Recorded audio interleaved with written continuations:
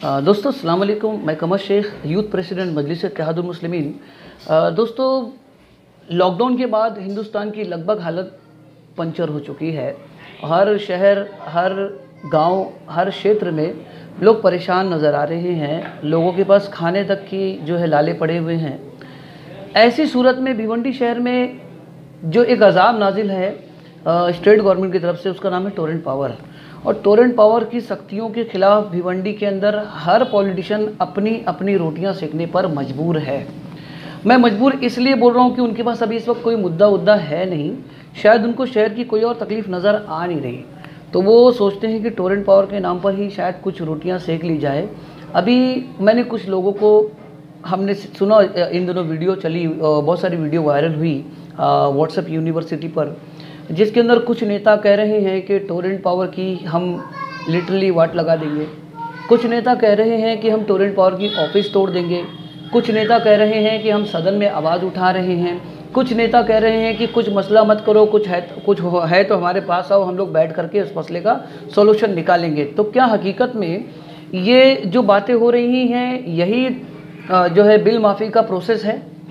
ये जो लोग कर रहे हैं, ये जो नेता करने की कोशिश कर रहे हैं, इनका मकसद शायद मैं ये समझ पाया हूँ कि वो बिल माफ़ी के नाम पर अपनी सियासत को चमकाने की कोशिश कर रहे हैं। दोस्तों, सियासी पारी खेलने का सबको हक है।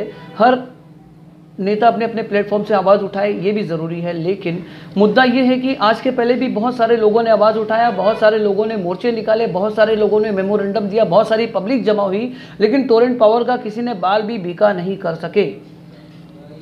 मैं ये बोल रहा हूँ कि टोरेंट पावर भिवंडी शहर पर एक बहुत गंदा अजाब है हम लोगों के लिए, ये मैं जानता हूँ। लेकिन उसके बावजूद भी मैं ये पूछ रहा हूँ कि इतने प्रोसेस के बावजूद, इतनी भीड़ जमा करने के बाद भी टोरेंट पावर पर कोई बाल बराबर भी फ़र्क पड़ा क्या?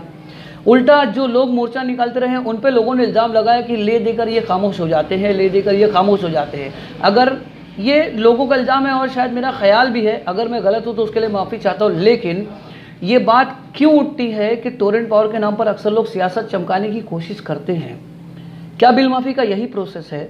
टोरेंट पावर अगर भिवंडी शहर में है तो वो पेपर वर्क की बिना पर है, ना कि ज़ोर ज़बरदस्ती से। जिस तरीके से ज़ोर ज़बरदस्ती से बिल कम कराने की कोशिश की जा रही है, मैं इन तमाम नेताओं से सवाल करता हूं कि मुझको बताएं।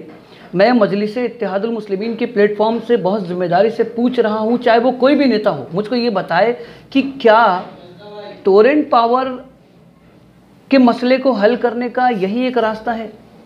अगर है तो उसका आउटपुट बताएं कि उसका नतीजा आज तक क्या निकला। अगर बता सकते हैं तो बताएं ज़रूर। दूसरा, मैं इन लोगों से पूछता हूं कि ये गवर्नमेंट से क्यों नहीं सवाल करते कि 20 लाख करोड़ रुपए का जो पैकेज आया था, वो पैकेज गया कहाँ? क्या उसके अंदर ऊर्जा मंत्रालय के लिए कुछ नहीं था? अगर था तो हमारी मदद क्यों नहीं हुई? क्या उनसे कोई सवाल करेगा? या सिर्फ टोरेंट की ऑफिस तोड़ करके ही मसला हल होगा, या फिर बिल जलाकर ही मसला हल होगा, या फिर धमकियां देकर ही मसला हल होगा? मैं ये सवाल कर रहा हूँ, मैं पूरी भिवंडी की आवाम से ही सवाल कर रहा हूँ कि क्या ये मसले का हल है? अगर नहीं है तो मैं मेरी समझ से एक बात आप लोगों के सामने रखना चाह रहा हूं, जो कि मैं खुद करने वाला हूं। मजलिस इत्तेहादुल मुस्लिमीन के एक जिम्मेदार हैसियत के नाते मैं आपसे ये बात कर रहा हूं। मैं आपको बता दूं कि ये मसला अगर कोई हल कर सकता है तो वो या तो ऊर्जा मंत्री हल करेंगे या तो मुख्यमंत्री हल करेंगे। तो हमें ये चाहिए कि हम जो जिम्मेदार पद पर बैठे हैं वो अपने अपने लेटर हेड पर मुख्यमंत्री और ऊर्जा मंत्री को खत लिखें और उनसे मांग करें कि पूरे महाराष्ट्र में, ना कि सिर्फ भिवंडी, पूरे महाराष्ट्र में बिल माफ हो।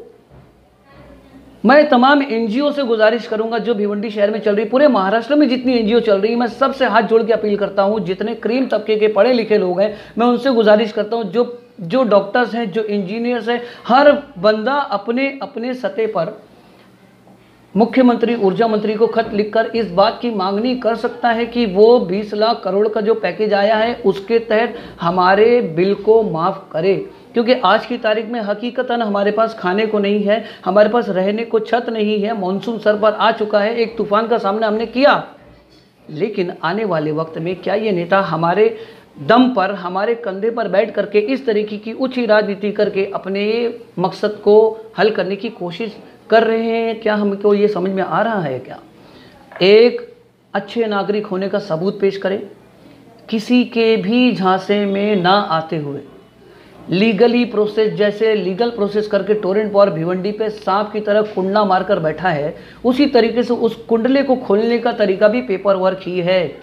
तो भाई आप तमाम जिम्मेदार से, पूरे महाराष्ट्र के जिम्मेदारों से, पूरे महाराष्ट्र के अच्छे लोगों से, पूरे महाराष्ट्र के एनजीओ से, पूरे महाराष्ट्र के समाज सेवकों से अपील करता हूं कि दोस्तों, भाइयों, मेरी बहनों, आगे आओ, मुख्यमंत्री, ऊर्जा मंत्री को लेटर लिखो और महाराष्ट्र शासन से हमारा 3 महीने का पावर बिल माफ़ कराने की कोशिश करो।